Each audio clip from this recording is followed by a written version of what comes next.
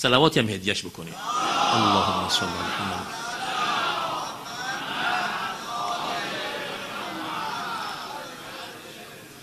بیمارستان بود، از بیمارستان ایشون اومده بود منزل، ما رفتیم با یه جمعی از دوستان عیادتش. مادر شهیدان هم آمدن در جلسه نشستن، وقتی دیدن که بنده آمدم منزلشون. جناب آقای زین‌الدین به خانمشون گفتن که اون قصه ای که از خواهر آیت الله خامنه ای شنیدی برای آقا سعیدی هم بگو. شروع کرد مادر شهیدان زین‌الدین خانم آقای زین‌الدین برای من اون قصه رو تعریف کردن. رفقای ما یکی دوتاشون با هم حرف می زدن. آقای زین‌الدین حرف خانمش قطع کرد، رو کرد به اون آقایون، گفت آقایون شما هم گوش کنین این چیزی رو که حاج خانم میگه بشنوید. مادر شهیدان شروع کرد از اول گفتن. گفت که خواهر مقام معظم رهبری یه خواهر ناتنی دارن، الان در قم هست ایشون.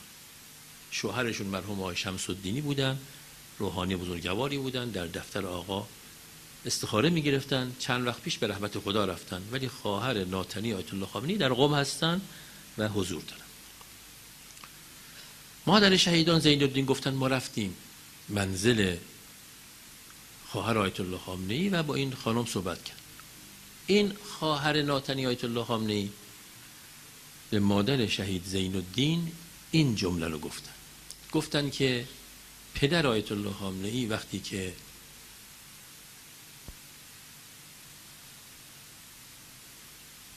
ازدواج اول کردن و همسرشون از دنیا رفتن،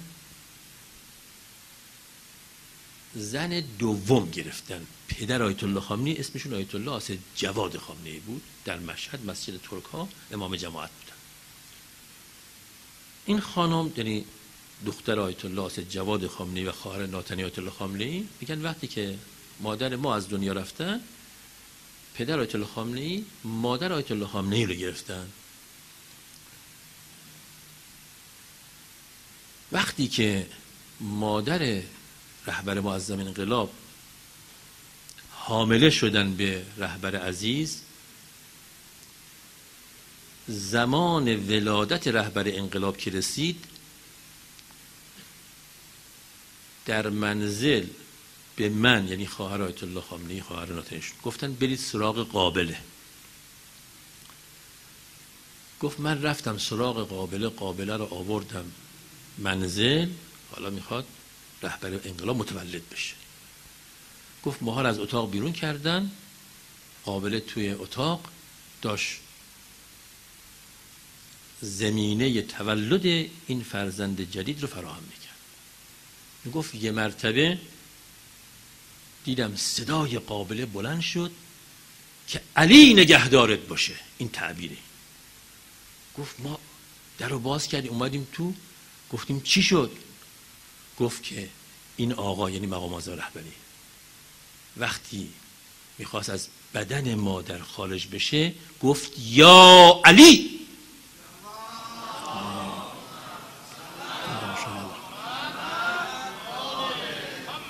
گفت تا این کلام رو شنیدم قابله گفت علی نگهدارت باشه. این داستان رو نقل کرد. این تموم شد. چند شب پیش، ببخشید روز بود، جناب آقای زین‌الدین با عده‌ای از فرماندهان سپاه که بازنشست شدن یا در آستانه بازنشستگی هستن یه جلسه‌ای برای خودشون درست کردن، اومدن دفتر تولیت دیدن بنده. در اونجا جناب آقای زین‌الدین هم با اون جمع بودن. من به جناب آقای زین‌الدین گفتم حاج آقا اون قصه ای که خواهر آیت الله خامنه‌ای برای خانواده شما گفتن برای این جمع بگید. ایشون هم رو کردن به این جمع برادران سپاهی، گفتن سعیدی میگه که من اون قصه رو برای شما بگم. این قصه رو ایشون اونجا گفت.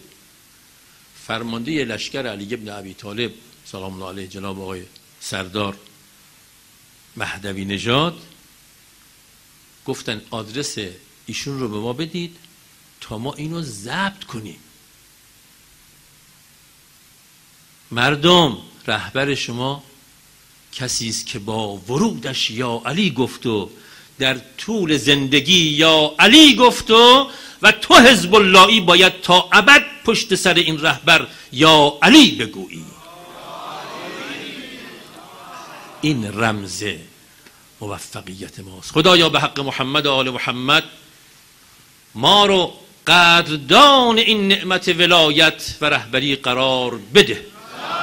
ما رو همیشه عمرمان در سنگر دفاع از امیرالمؤمنین و مقام معظم رهبری و هر کس که یار علی است موفق و مؤید بدار.